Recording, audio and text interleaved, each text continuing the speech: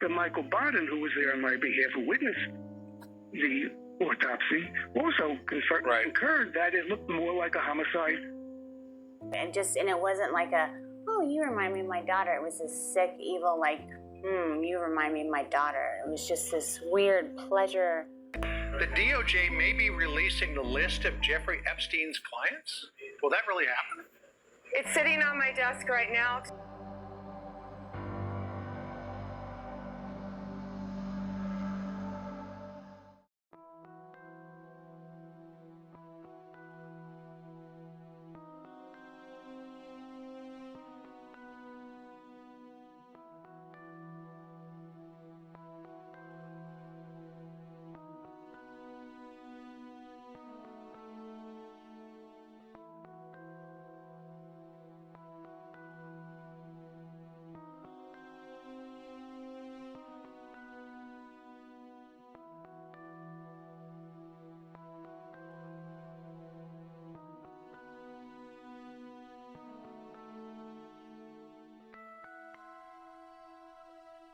I saw y'all on the internet coming for Cash Patel saying he's day 5 and we haven't gotten Epstein files. Well, I'm here outside the West Wing and look at what we got today. The Epstein files, baby. Let's make America safe again.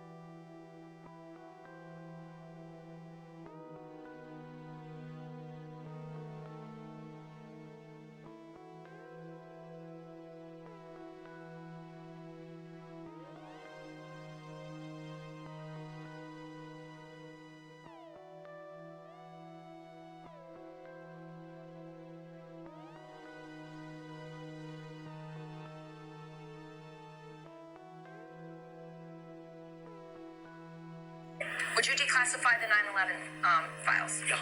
Would you declassify JFK files? Yeah.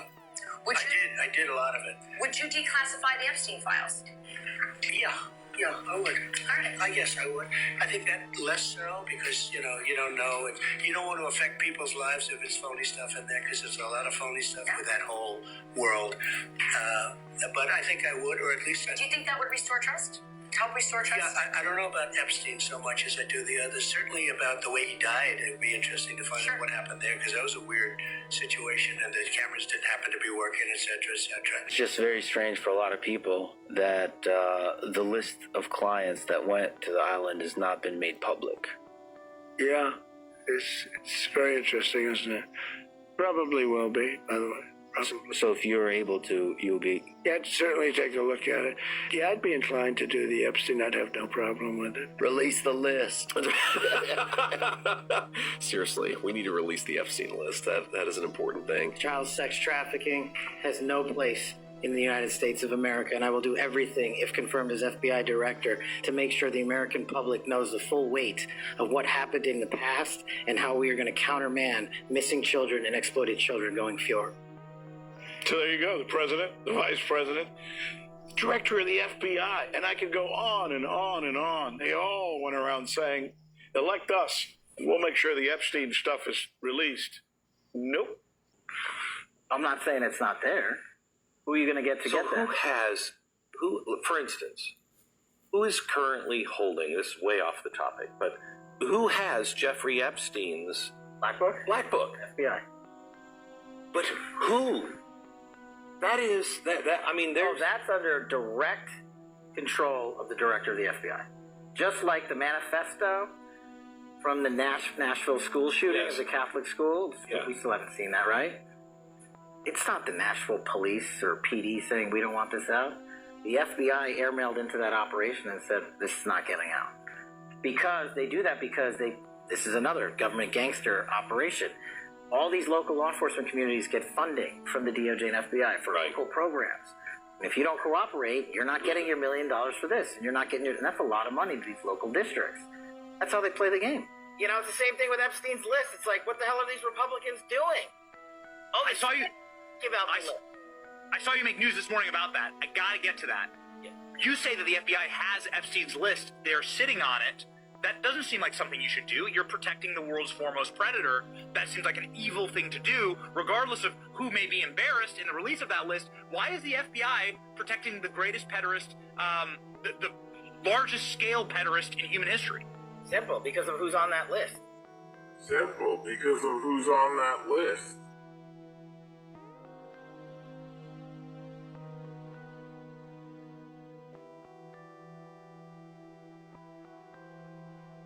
I came to this interview on my free will. No, there was nothing promised to me for doing this interview. Excellent. Yes, everything that I say at this interview will be the truth.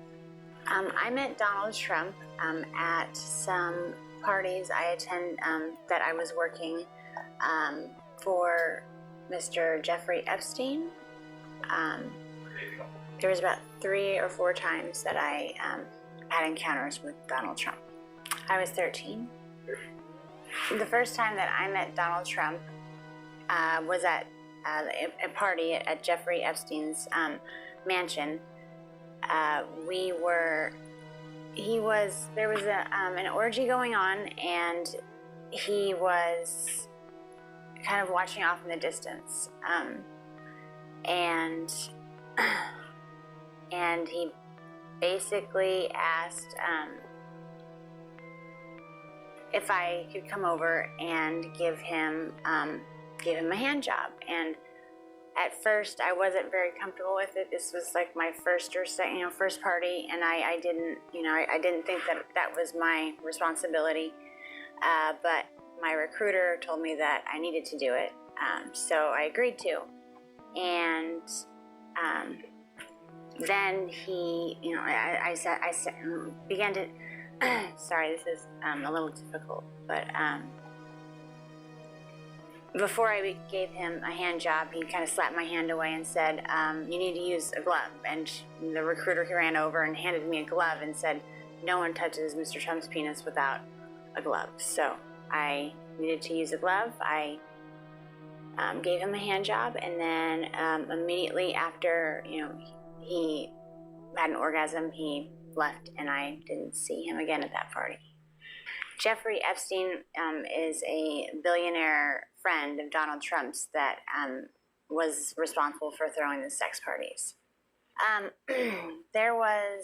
originally came to New York trying to be a model, and in my travels, I met a girl named Tiffany there who was very interested in me and said that, that's what she did, is that she helped girls, get what they wanted, and she could help me get into modeling. That she knew a lot of people that were higher ups, and that it would be no problem.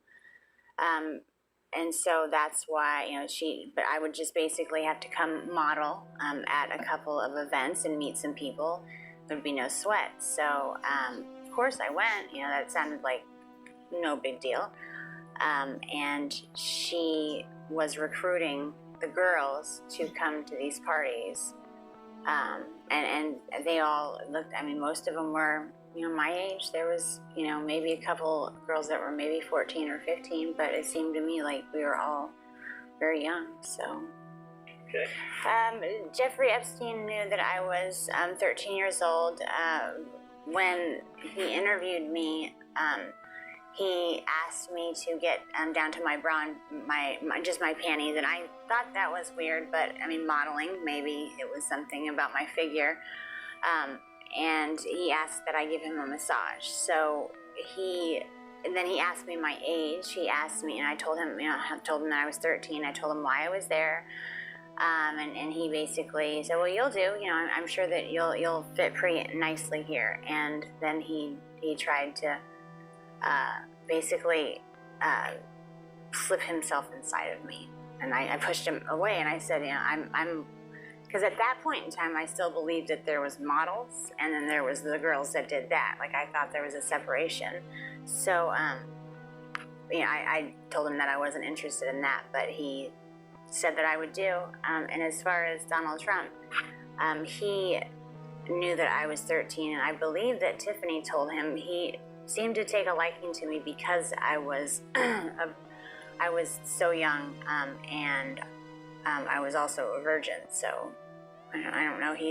It seemed like he wasn't really into having girls that were liked by the other guys. He kind of, the whole glove. He kind of liked things to be his first. That, for lack of a better term, but he was the one who wanted to get to a girl before everyone else did. Donald Trump knew that I was 13 because the first night that I was there, Tiffany actually suggested that, and she had a whole bunch of different wigs, and I expressed interest in them. I always told her that I would love to walk around with blue hair, and so I tried some on, and there was a blonde wig that she said that looked great on me, so I wore that wig, and Donald Trump had specifically asked about me because I remind him of his daughter, and she said, well, she's 13 as well. So he knew the first time that he saw me, but he took a liking to me because I looked like his daughter. And the reason I'm coming out now is when it happened originally, I just wanted to forget about the whole incident. And when I saw that he was running for president, I felt it was my responsibility to come out and tell our country what kind of man this person is. I don't think that he should even be the dog catcher, let alone running the greatest country in the world. But how can you say that thousands of children were raped, but I'm not going to find out who raped them? Yeah. How can you say that? I agree completely. They said that. By the way, when Pam Bondi went on television and said, I have a videotape of kids getting abused, I followed this case closely, and I know a lot of the people involved, as I told you. Mm-hmm. I had no idea. I didn't know that. Really? Thousands of children got raped? Who raped them? Where are the rapists? Like, why aren't they in jail? What? This is the Department of Justice. Yes. That is so crazy. This is honestly one of the craziest things I've ever seen in my entire life. And I just think it's very dangerous to play around with this stuff. Like, very dangerous. Well, I don't want a revolution, but if you wanted a revolution, this is how you would act. I don't want a revolution, but if you wanted a revolution, this is how you would act. But Mark, for you, it's personal. This was your brother, and just so everybody knows, Mark wasn't part of anything that his brother was doing in this regard. He's never been connected to it. There's never been a suggestion. It's not about that. But Mark, you do not believe what the Trump administration is putting out about your brother now. Why? Well, every time they say something or do something to try to quash the fact that he was most likely murdered, they just put their foot further down their mouth. I mean, for instance, Kash Patel in the congressional hearing, he listed his credentials as a prosecutor and other such things, and he said that it was a suicide. He said, you know a suicide when you see it. That's basically what he said. So the questions that popped into my mind was, first of all, number one, how many suicides has he seen? Number one. Two, is he a forensic pathologist? Does he have a medical degree? Does he have a certificate that he passed the CPR course? Is he a forensic pathologist? Does he have a medical degree? Does he have a certificate that he passed the CPR course? Does he have a Boy Scout merit badge for first aid? What is he basing his expertise on? Contrast that to Dr. Roman, who was a city pathologist who did the autopsy. She came out of the autopsy and said she couldn't call it a suicide because it looked too much like a homicide. Dr. Michael Barden, who was there on my behalf, who witnessed the autopsy, also concurred that it looked more like a homicide than a suicide. Now, was Kash Patel in the autopsy room? No. Was Kash Patel in the prison when they found Jeffrey? No, I don't think so. And if he was there, that raises even a bigger question. So every time they say something, I mean, when Kash Patel came out with that statement, I laughed at how stupid it was. And then they just released this video. This you're going to like. After the death, a few days after the death, Bill Barr, the Attorney General, said he saw that video and he saw that nobody went in or out of the tier, and that convinced him it was a suicide. And I heard that and I realized how stupid that was, because no one could get to that door, go in, kill somebody, leave completely undetected. So that's like an asinine concept. So if Jeff was killed, he was either killed by somebody on the tier or when they locked up the tier. So that's one part of it. I asked to get the footage from that same camera on the Freedom of Information Act from 10 o'clock the night before until noon the following morning. That would show who locked up the tier, who were the last people on that tier. And in the morning, it would show, Michael Thomas going in the garden and finding the body, and it would show what the situation was when they removed the body from the tier. I was initially told I couldn't get that footage because it was still an open investigation. Okay, I understand that. But then when the investigation was over, I asked for that footage again, okay? And I was now told that the cameras that were operating don't show that area. That's right. I have this in writing from the Bureau of Prisons, that the cameras that were operating I don't remember. show that. And I was very specific about the footage, the same footage that Bill Barr showed. No, Mark, listen, the greatest country in the world. After I met Tiffany at the bus station, she took me to, basically went to her house, her apartment, and got ready. I put on a blonde wig because it seemed fun to pretend to be someone different, but we went to the party that I was basically interviewing for, and Jeffrey Epstein was the one that was running the party. He had a quick meeting with everyone that was employed there, and then he had a private interview with me. The first time that I met Jeffrey Epstein, he did try to force himself inside of me without getting the go-ahead or anything. And then it was probably about the third or fourth party is when he basically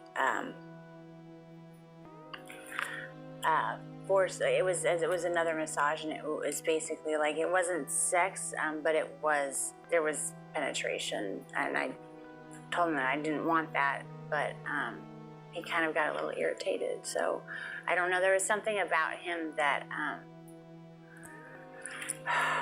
I guess I kind of held him, I held a lot of resentment towards him. By that time that happened, I kind of already started catching on that maybe I wasn't there for modeling, and maybe I was just getting used for things, and I felt that I kind of held him responsible.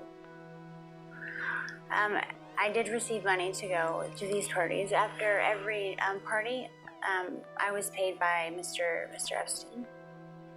There wasn't, out of all the girls that were there with me, most of them were 13, 14. I think the oldest one might have been 16, just turned 16. And she'd been there for a while. It was Tiffany. He liked to watch other people have sex. He's a germ, doesn't like germs, so he, rather than partaking, he just watches. So and Tiffany had informed him that I was the virgin, and so I was basically,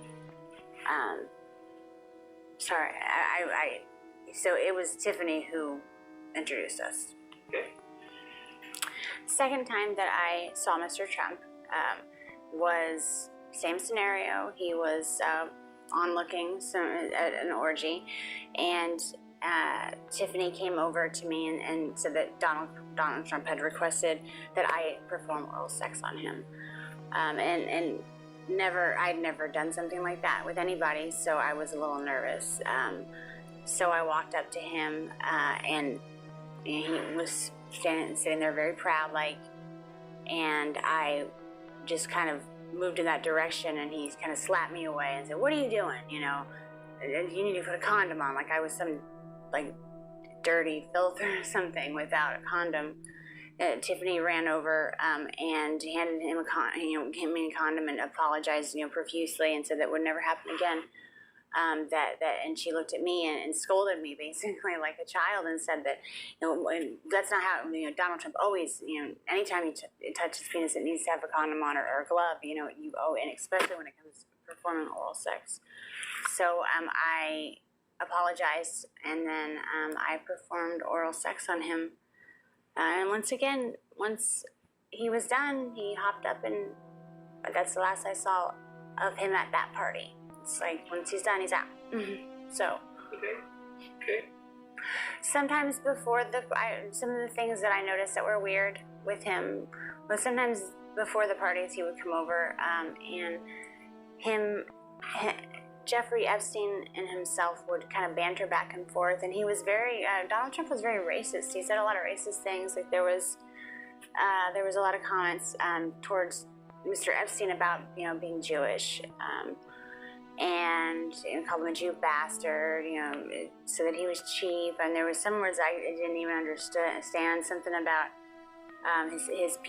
the shape of his penis being directly related to his mole, or I'm not too familiar with the Jewish traditions. So, but I'm pretty sure that whatever he was saying wasn't very nice.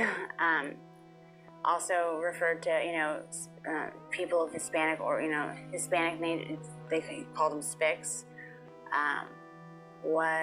That was around the first time that the World Trade Center had gotten the bomb in the 90s. And he was, talking about the towel heads and how, we would just be better off if we, didn't let him in, or, basically got rid of every single one that was already here. And I felt it made me really uncomfortable, really, really uncomfortable. He also loved to call black people niggers, and Arabic people he called sand niggers.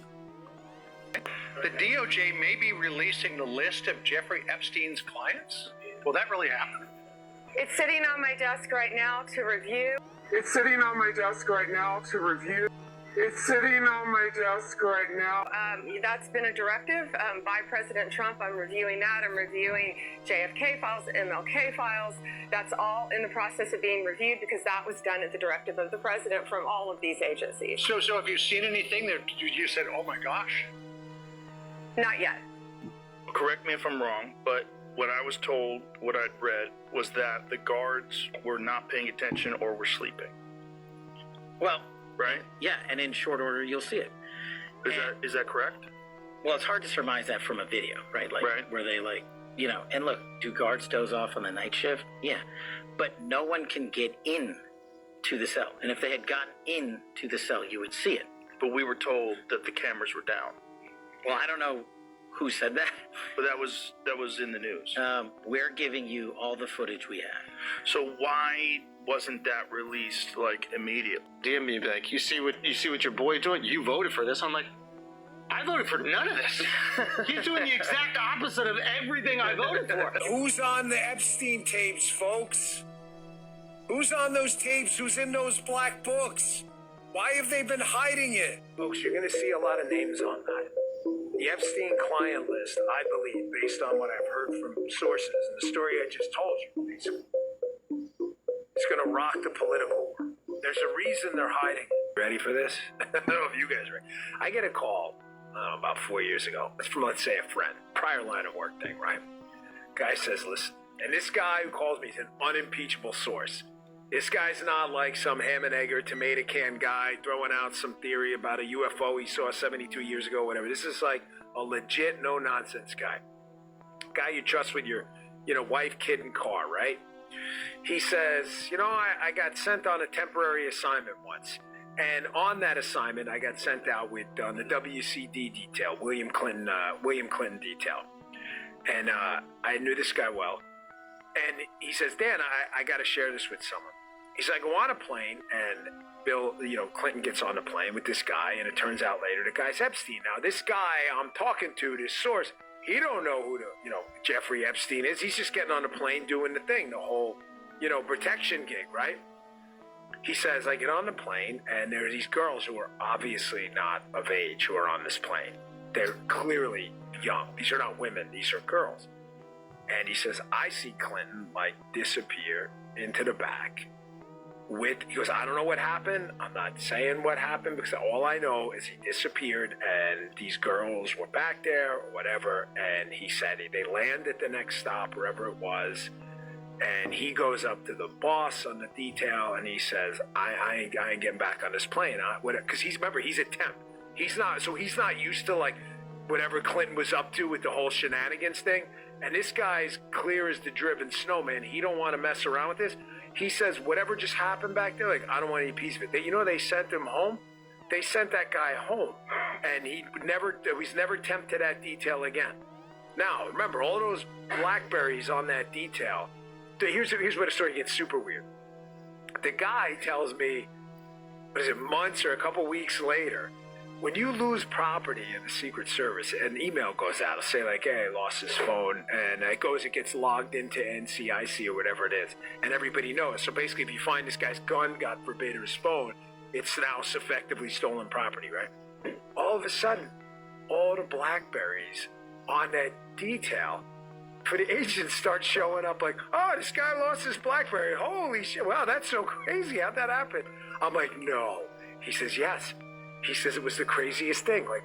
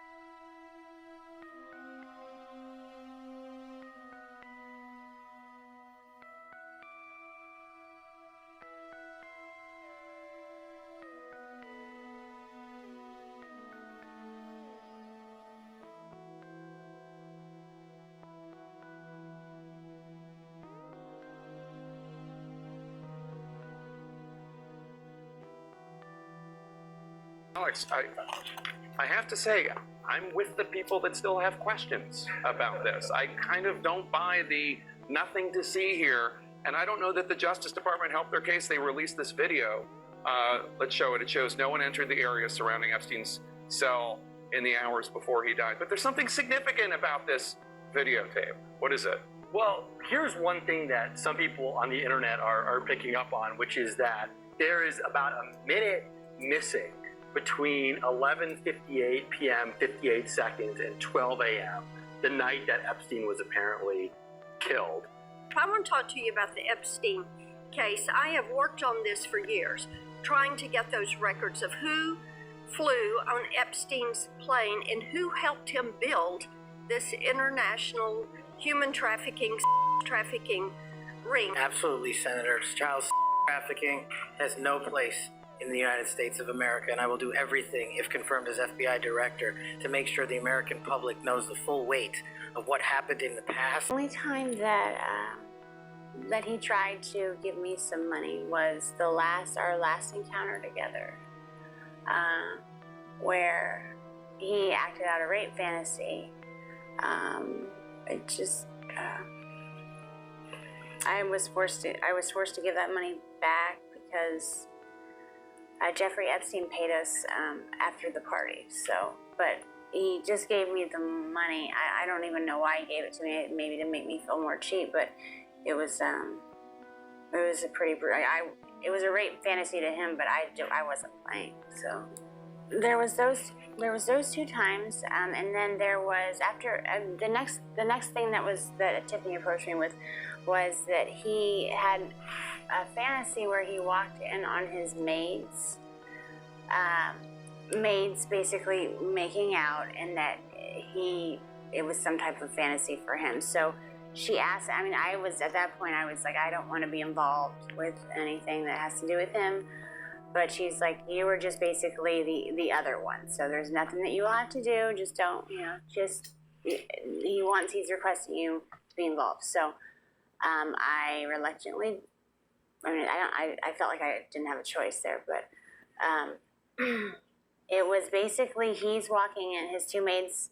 I was one of the maids. I was the white maid. And there was a Spanish girl, Maria, who was the Hispanic maid. And we were making out, and he walks in, and he gets really angry and threatens to call immigration on Maria if she doesn't come over and make things right and give him a blowjob. So while she is over there giving him a blowjob, I am just trying to, I'm supposed to look scared, like, oh no, and cleaning up things and pretending like I'm trying to go back to my job as a maid. And then he's being so rude to Maria. I felt so bad for her. Even though I guess it just didn't seem like a fantasy. It didn't seem like it's the weirdest fantasy as far as that. He was threatening to call immigration on her, so that she didn't know how to, she wasn't even near going down to give him perform oral sex on him before he slapped her away and said, what are you doing? You need to put a condom on, and she's trying to, I'm so sorry. And he's like, you can't even understand what you're saying, speak English, he called her derogatory comments. And then he's like, you know what? You don't know what you're doing. Have her come over and show you how it's done. And so I said that I didn't, I had to go over there or else he was going to call immigration on Maria. I didn't know if it was true or not, but I felt that, he said that if I didn't show her how to perform oral sex on him, then he was going to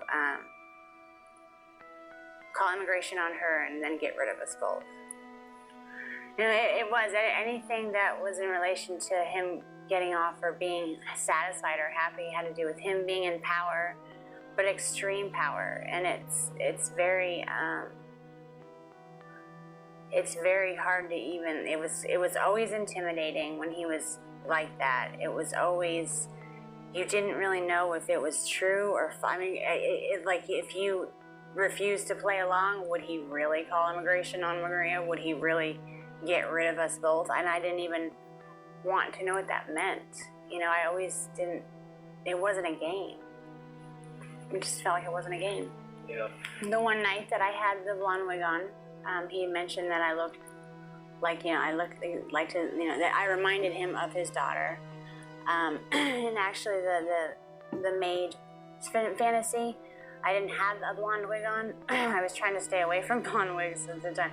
But he actually told Tiffany that that's what he wanted me to wear. Like, he wanted it, and anytime I put it on, anytime I had it on and he'd see me, he would say, oh man, you look, and it wasn't like oh, you remind me of my daughter. It was this sick, evil, like, you remind me of my daughter. It wasn't like oh, you remind me of my daughter. It was this sick, evil, like, you remind me of my daughter. Well, maybe we need to bring this up.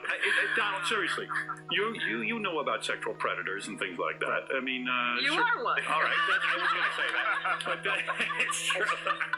You know about sexual predators and things like that. I mean, you sure. are one. All right, I was going to say that, but it's true. We want to know a little bit more about you guys, so we play this game here. It's called Fave 5. I'll ask the question. Ivanka, you answer first, and then Dad, you answer also. Okay, Ivanka, what's the favorite thing you have in common with your father? Either real estate or golf. Donald, with your daughter? Well, I was going to say sex, but I can't relate that.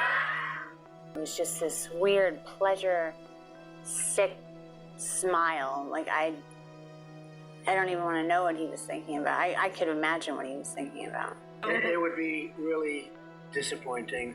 Not really. But it would depend on what was inside the magazine. If she posed, it would be fine. But if they put her picture Yeah, on, but it depends on what goes inside the magazine. Well, see, that's her Inside- gripe. That's Right. this girl's gripe. And there People was nothing. assume there'll be nude photos. Right, you do assume that with Misleading. Playboy. okay, she But if didn't there know that weren't, you Playboy- wouldn't have an issue with it then. If they were using her to... I don't think Ivanka would do that inside the magazine, although she does have a very nice figure. I've said that if Ivanka weren't my daughter, perhaps I'd be dating her. You know? Oh, it's so weird. I've said that if Ivanka weren't my daughter, perhaps I'd be dating her. You know? Oh, it's so weird. A lot of people are wondering, because you said last week that you have the Epstein files on your desk, is when can we see them and what's taking so long to release them? I do. Jesse, there are well over, this will make you sick, 200 victims. 200. So we have, well over 250 actually. So we have to make sure that their identity is protected. Other than that, I think tomorrow, Jesse, breaking news right now, you're going to see some Epstein information being released. There are tens of thousands of videos of Epstein with children or child. What kind? Are we going to see who was on the flights? Are we going to see any evidence from what he recorded? Because he had all of his homes wired with recording devices. Yeah, what you're going to see, hopefully tomorrow, is a lot of flight logs, a lot of names, a lot of information. But it's pretty sick what that man did. Okay, well, we'll along look with for his that. co-defendant. Absolutely, and he had help. That's for He sure. sure did. And he had help. That's for sure. He sure did.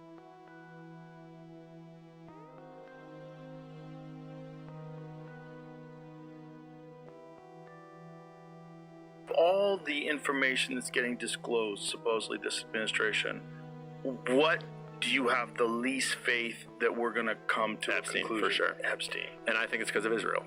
I think that because I mean, when you really dig into Epstein, his entire network was Israel. It was clearly, like Ehud Barak was the ex-prime minister and the ex-head of Israeli intelligence. Leslie Wexner was one of the most powerful pro-Israeli philanthropists. The whole organization was Israel. So and it I'm was not saying it was all of Israel. It was all an intelligence gathering, and it was targeting Americans. It was targeting American officials and the American president. Right. And the CIA does have interest in those targets too. Elements in the CIA does. Certainly they had help from the CIA, and certainly they had help from these other organized crime and intelligence operations. But you don't, like, so for example, Dan Bongino, the new, deputy director of the FBI, he recently had this clip that went all around where he said on camera that he had a source that he trusted deeply, and he's an informed guy. He was at a Fox News interview, and the source told him that Epstein was working for an intelligence agency in the Middle East, and I don't know which one, but someone in the Middle East. And to be fair, we all already knew this. We already know who he worked for. At least I think so. But I'm looking at, okay, Dan. So if this giant group of Jewish billionaires is running a sex trafficking operation targeting American politicians and business people and stuff, you think they're working with an Arab or Muslim nation in the Middle East? Like, you think that Leslie Wexner is devoting his entire life to philanthropies on behalf of Israel, but then he's going to work for Saudi Arabia when he's doing this trafficking ring? Right. But if someone says to him that they're all working for a country in the Middle East, knowing he knows what that means, but not specifying, doesn't he kind of have to repeat it that same way? Well, he also has to repeat it the same way because he won't get the job if he says Israel. Because Exactly. Israel has Right. so much control over our government right now. And I'm not saying that all Jews are in on something. Clearly, internet. Thank you. Internet. And Joe is definitely not saying that. Definitely not. But Israel's government is every bit as vulnerable to the deep state effect as the American government.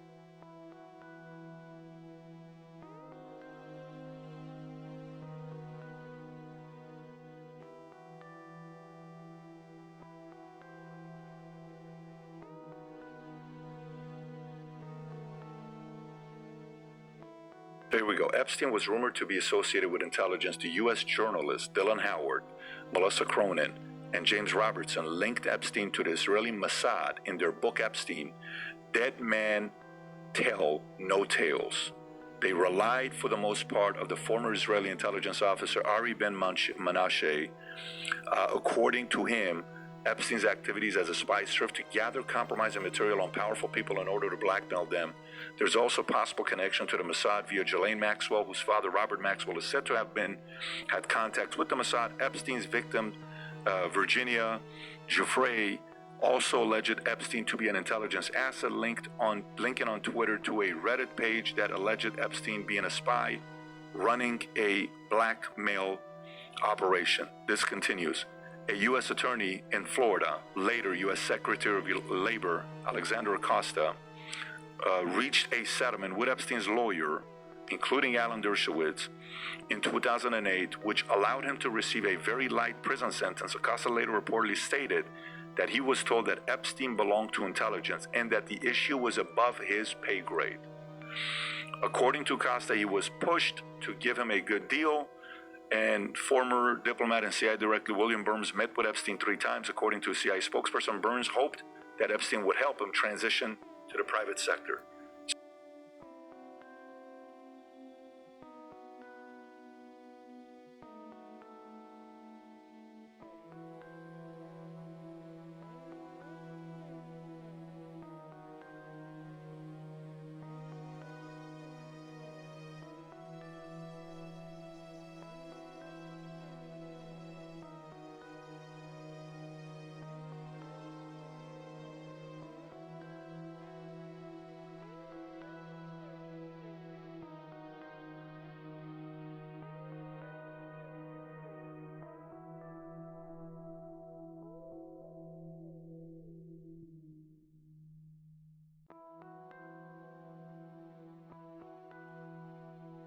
A CBS News investigation has uncovered a loophole that allows accused and convicted American pedophiles to escape justice by moving to Israel. Covered a loophole that allows accused and convicted American pedophiles to escape justice by moving to Israel. So Ian Lee has been following this for more than a year, and he traveled to Israel for this investigation. He worked with a group that tracks people accused of sex crimes, which estimates dozens of Americans have used this loophole. Israeli police told CBS News that, quote, the police coordinate closely with the Ministry of Justice and worldwide police organizations in order to find suspects overseas. So it's very complicated when you leave the United States and go to Israel. First, they say that once these people are wanted, that they need to go to Interpol and have that international arrest warrant put out for them so that the Israeli authorities can then start looking for them. Extradition is expensive, and a lot of these jurisdictions just don't have the money or manpower to really pursue them. And then when you get to the Israeli side, JCW says that they need to be doing more background checks on these people. Sometimes, Mark, listen, I get it. And the transparency wasn't there. And then they said that there was a malfunction. Then they said they weren't coordinated. And look, I get why you guys are upset about what's happening here. But I can tell you this, it's not over. And it's not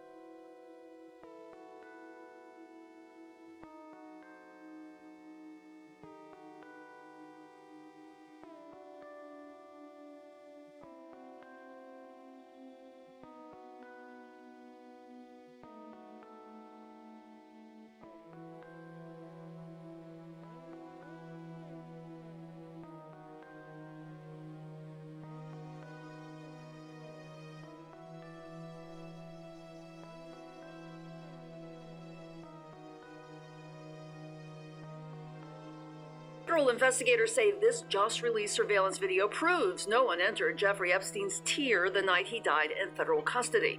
Epstein's brother, Mark, disagrees. It's just more of a cover-up. They're showing the door to the tier and trying to tell people that it's the door to the cell. You know, that nobody would enter out, but it's the door to the tier. And there's a gap around midnight or something like that for like a minute or so. So who knows what that is? But this thing is bull. It shows nothing.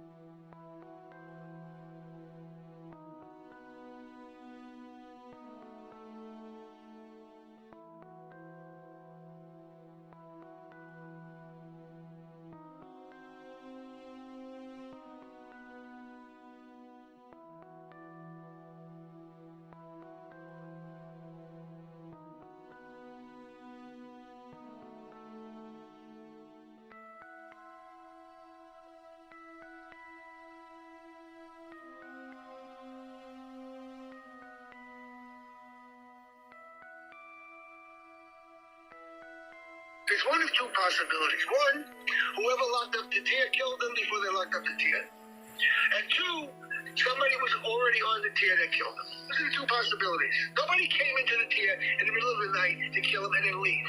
That's not a possibility. There was a camera in Epstein's tier, see it right here, but the prison has always said it wasn't working. There was a camera in Epstein's tier, see it right here, but the prison has always said it wasn't working. Mark Epstein also questions why there wasn't a common area camera aimed at Epstein's tier so you could see if someone went into the tier. And he's really mad at FBI Director Kash Patel, concluding that based on his experience, Jeffrey Epstein died by suicide. I mean, what makes him this expert? And also, what suicides has he seen?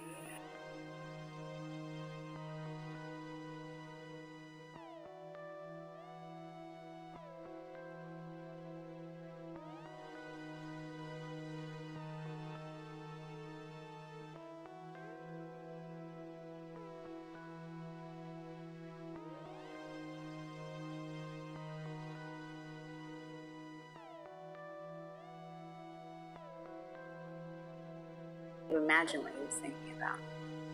After the parties would end, we were to report to Mr. Epstein and basically tell him everything that happened, with who, what they liked, what they disliked, if there was any requests, if there was any talk about anything. That's what, we told Mr. Epstein everything. And then he paid us, and then we got to go home. And most of the time with me, I would either, I normally got taken to the airport, so to go back home. The fact that Trump has a chance to be the next president makes me feel disgusting inside. I've always been proud to be an American. I think we live in a beautiful country, but I just see him ruining everything. He's a horrible, what he portrays on the outside isn't even that great, but people don't even know the half of how evil, how sick and twisted that man is. I have a friend that's been my friend ever since the school year that I stopped going, the 8th grade. I confided her. She knows all about it. She knows everything. I mean, I destroyed everything of any claims to, I couldn't risk my dad finding out. And now I think I'm old enough to where at that point I didn't want to not be his little girl, I didn't want to lose my dad. Basically, I would never, as far as keeping proof of any of the trips, the only person, I never told my parents, there would be no there would be no good outcome of telling my parents. They would have grounded me. I would have never been allowed out of the house. My father would have come unglued. I did tell a friend, she's still my best friend to this day. She knows everything. She knows it all. I'm prepared to do whatever it takes to save the country that I believe that we have. I know what he does behind closed doors. Like, if that's all, I'm willing to sacrifice my life to put our country back in the right, like going maybe in some type of positive direction. Not even, there's no right or wrong, but a positive direction. This guy's not going to take us anywhere positive. You know, as far as my life changing by coming out with this information, I've thought long and hard about whether or not I should. And I've gone back and forth. But I think that I think that the American people need to know what kind of man this person is. And if my life changes because of that, then so be it. But the American people need to know what they're dealing with. If I had the chance to talk to Donald Trump, I would run the other way. I'm scared of him like I've never been scared of anything else in my entire life. I can't explain it to you, but the fear of him even being in the next room, I have a panic attack. The last encounter that I had with Donald Trump, Tiffany approached me about a rape scene that was supposed to be played out, and I didn't like the sound of that at all. But Tiffany assured me that it wasn't going to be, if it was anything I wasn't comfortable with, we could stop.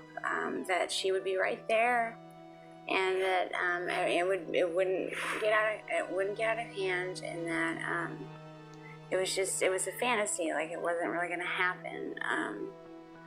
And so I told her that I would. She basically, Tiffany was always nice to me. It wasn't that I trusted her, else and I wouldn't always trusted her or done what she asked me to. But she was there, and he came in, and I was basically tied to a bed with pantyhose, and he tied him, and they were so tight it hurt to even lay there. And I tried to say something, and it was like, he just, shut up, shut up, bitch. It was basically like he was being really, really rough, and I understand. It just didn't seem like a fantasy, and I started to get scared, and he was, basically ripping my clothes off, and I was actually I got freaked out. I told him that I didn't want to do this. I screamed over for Tiffany. She was like, Mr. Trump, she's only, this is scaring her. And he's like, oh, you shut up too. He just turned into this animal. It was like a completely different person. It was like everyone in the room was scared of him. And it was like I couldn't do anything about it. And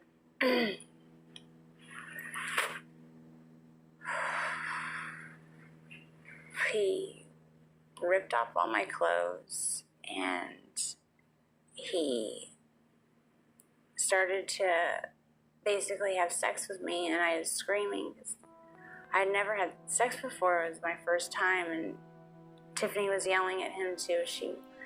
She was saying I was a virgin, and he told us to just shut the fuck up. Just basically took my virginity while I was crying and telling him to stop. And that's basically begging for him to just stop. And Tiffany didn't know what else to do either.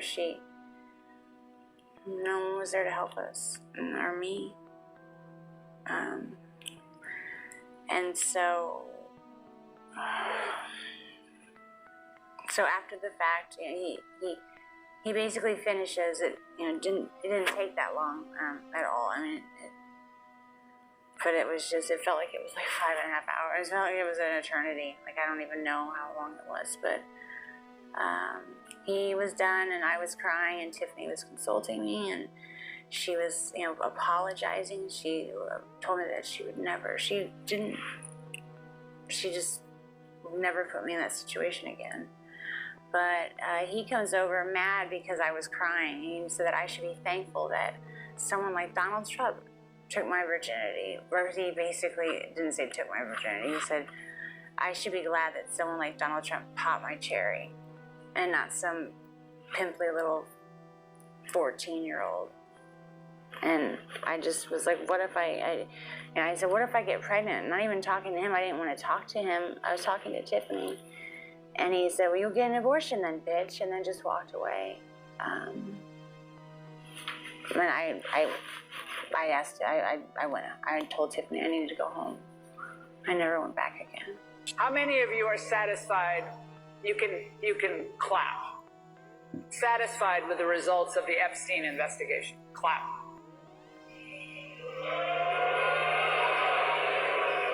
Okay, I told you to clap. You guys aren't listening. I'm not going to grade you on a curve.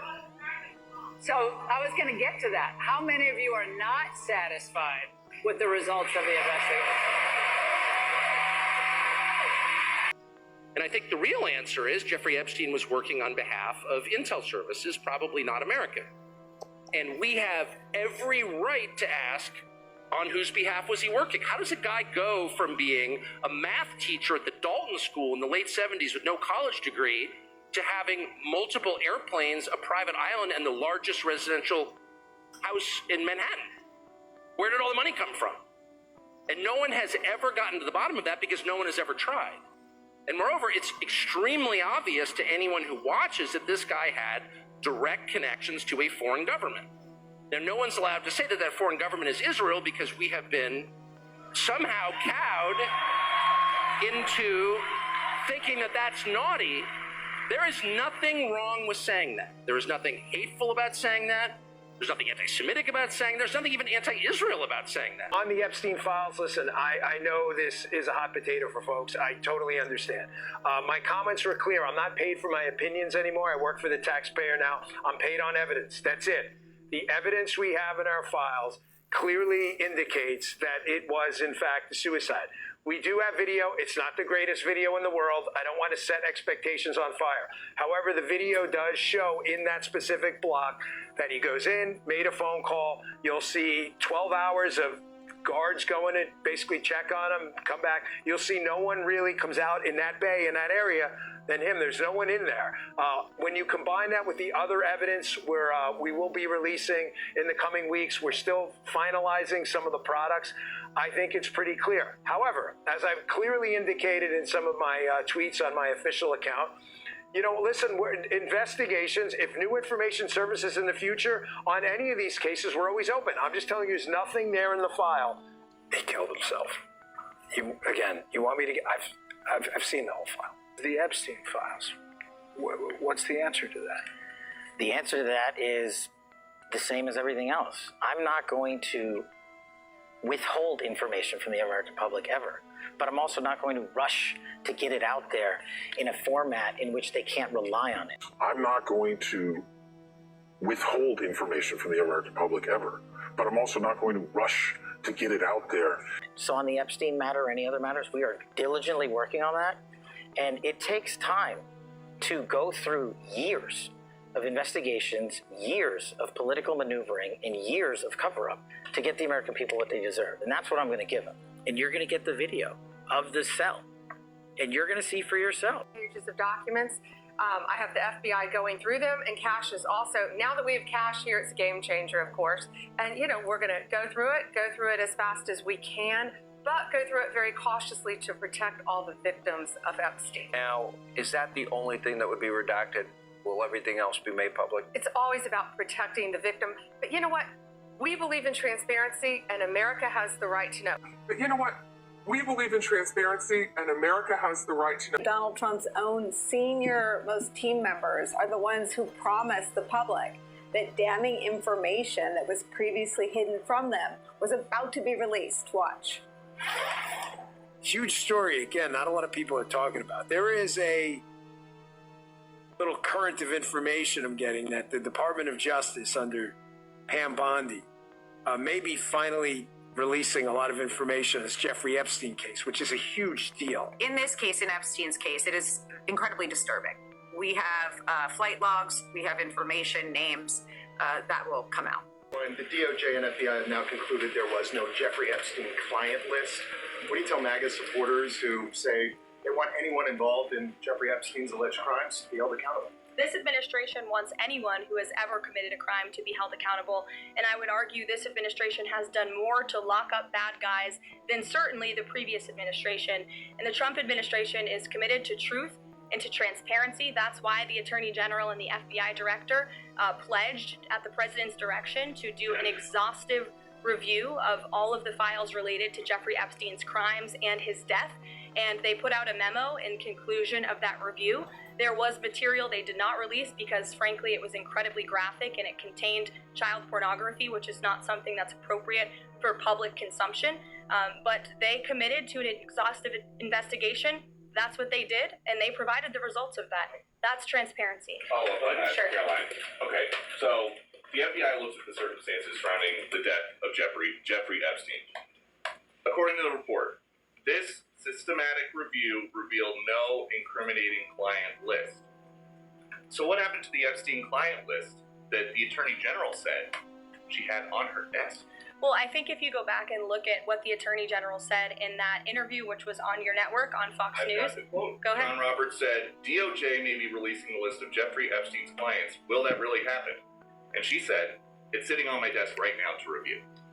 Yes, she was saying the entirety of all of the paperwork, all of the paper in relation to Jeffrey Epstein's crimes. That's what the Attorney General was referring to, and I'll let her speak for that. But again, when it comes to the FBI and the Department of Justice, they are more than committed to ensuring that bad people are put behind bars. They have an operation going on right now called Summer Heat, which has our murder rate trending in the lowest direction in United States history. Their emphasis on violent crime and locking up violent criminals has led to the arrest of 14,000 violent criminals. That's a 62% increase from the same time period last year. So this Attorney General and the FBI Director are committed to putting bad people behind bars where they belong. Obviously, we've covered some pretty crazy stuff in this video, but look at this line right here. The Attorney General has defended the memo, citing court orders and the protection of victims' identities as legal barriers to further disclosure. What are you talking about? You said there is no evidence of blackmail and there is no client list. That is very different than, oh, we can't tell you anything else because we have to protect the victims' identities. Okay, those are two completely opposite things. If you're protecting victims, that means there is a list and there's a bunch of perpetrators, okay? Versus you saying there is no perpetrator list and there's no evidence of blackmail, okay? So back-to-back days, you've said directly conflicting things, okay? Like, I get it, you're probably being told from on high to cover this up, and it's probably a challenging situation, but this is a level of incompetence when it's related to a cover. Like, I want to know at least that my elected officials or people who are in high seats of power know how to do a proper cover-up. I mean, this is embarrassing. Sure. And your memo and release yesterday, Jeffrey Epstein, it left some lingering mysteries.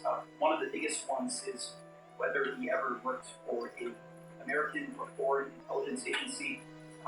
The former Labor Secretary who was Miami U.S. Attorney Alex Costa, he allegedly said that he did work for an intelligence agency. So could you resolve whether or not he did, and also could you say why there was a minute missing from the jailhouse tape? Yeah, sure. Could I just interrupt for 1 second? Are you still talking about Jeffrey Epstein? This guy's been talked about for years. You're asking, we have Texas, we have this, we have all of the things. And are people still talking about this guy, this creep? That is unbelievable. Do you want to waste the time and you feel like answering? I don't mind answering. I mean, I can't believe you're asking a question on Epstein at a time like this where we're having some of the greatest success and also tragedy with what happened in Texas. It just seems like a desecration. Yes, did you hear that? So what does Pam Bondi say now when she's asked that question? And she's asked about the information regarding Epstein's connections to Israel. She's also asked about the files detailing how he died. And she's also asked about this clients list that she said was, after all, sitting on her desk. First, to back up on that, in February, I did an interview on Fox, and it's been getting a lot of attention because I said I was asked a question about the client list, and my response was, it's sitting on my desk to be reviewed, meaning the file along with the JFK, MLK files as well. That's what I meant by that. Also, to the tens of thousands of video, they turned out to be child porn downloaded by that disgusting Jeffrey Epstein. Child porn is what they were. Never going to be released, never going to see the light of day. To him being an agent, I have no knowledge about that. We can get back to you on that. And the minute missing from the video, we released the video showing definitively the video was not conclusive, but the evidence prior to it was. We released the video showing definitively the video was not conclusive, but the evidence prior to it was showing he committed suicide. And what was on that, there was a minute that was off the counter. And what we learned from Bureau of Prisons was every year, every night, they redo that video. It's old, from like 1999. So every night the video is reset, and every night should have the same minute missing. So we're looking for that video to release that. Every night they redo that video. It's old, from like 1999. So every night the video is reset, and every night should have the same minute missing. So if there's no Epstein client list, then why is Ghislaine Maxwell sitting in prison for 20 years then? You literally can't make this shit up. The DOJ and FBI said that there's no Epstein client list and that he committed suicide, despite the fact that there were hundreds, if not thousands, of flight logs with former presidents and more PDF documents of these flight logs that you can't really see. So Pam Bondi said that the Epstein client list is sitting on her desk ready for review, to now all of a sudden saying that there's no list. Saying that Trump is on that list, or either we just find out how powerful Israel really is. I'm gonna repeat it again. These three people all sold you out. Dan Bongino said that he had a source tell him that Epstein was an intelligence asset for a country in the Middle East and was pushing for the FBI to release the Epstein files. And when he became FBI director himself, changed his tune, saying that actually no, he killed himself. There is no list. To now saying in a not too long ago interview that Israel and the defense of Israel is close and dear to his heart. 2 years ago, Kash Patel was ranting about the FBI hiding the Epstein client list. Now that he's in charge of that exact same bureau, saying that the list doesn't exist. And if you look at Kash Patel's girlfriend, Alexis Wilkins, who is a country singer, also works at PragerU as a media personality, who is connected to the CEO of PragerU, Marissa Straight, who was born in LA, then moved to Israel where she served in the military for the Israel Defense Forces. If you think this is a coincidence to this, you need to have your head examined. Trump on his presidential campaign promise said that he will release the Epstein files if he was elected. And now saying there's no files. And he's going to have his master Benjamin Netanyahu at a White House dinner, coincidentally hours after saying that there's no list. So this photo op was all for nothing. And Elon Musk was 1,000% right when he posted this. And what's even more hysterical is the fact that they decided to release security cam footage of Epstein, and there was a whole minute missing from it. This did not quiet down conspiracy theories. It even amplified it even more. So if the DOJ and FBI saying that she did not sex traffic any kids to nobody, she should be immediately released from prison and release the files if there's nothing to hide. But they won't, because they're protecting themselves, or they're hiding for somebody or a group of people. Now to the breaking news overnight about the Jeffrey Epstein files and the conspiracy theories officially being rejected. Overnight, the FBI and Justice Department releasing 11 hours of footage they say helps confirm notorious financier Jeffrey Epstein died by suicide in his Manhattan jail cell in 2019, awaiting his sex trafficking trial. According to a memo detailing the findings, investigators found the video showed no one entering the area in the overnight hours before Epstein was found unresponsive. But perhaps the biggest bombshell, investigators say they found no incriminating client list of Epstein's, no credible evidence that Epstein blackmailed prominent individuals, and no evidence that could predicate an investigation against uncharged third parties. For years, Epstein has been at the center of conspiracies surrounding both his death and a rumored client list allegedly used to blackmail powerful men. And just last month, while feuding with President Trump, Elon Musk posting, "Time to drop the really big bomb. At real Donald Trump is in the Epstein files. That is the real reason they have not been made public. Have a nice day, Donald J. Trump." But Musk later deleted that post and others, saying he went too far in attacking Trump. The president saying he cut ties with Epstein nearly 2 decades ago, saying even Epstein's lawyer cleared him. This is the first time the Trump administration has officially contradicted conspiracy theories about Epstein, theories previously pushed by members of the administration. So then we told them there is no client list. Sergeant Cornelius, are you sure this will turn the frogs gay? Of course. They'll never see it coming. You'll never believe it. Some of them are still wearing masks. Idiots.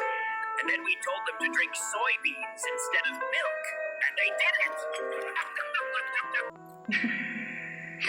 Footage is missing 1 minute. How convenient. Epstein case closed. Client list gone. Epstein case closed. Client list gone.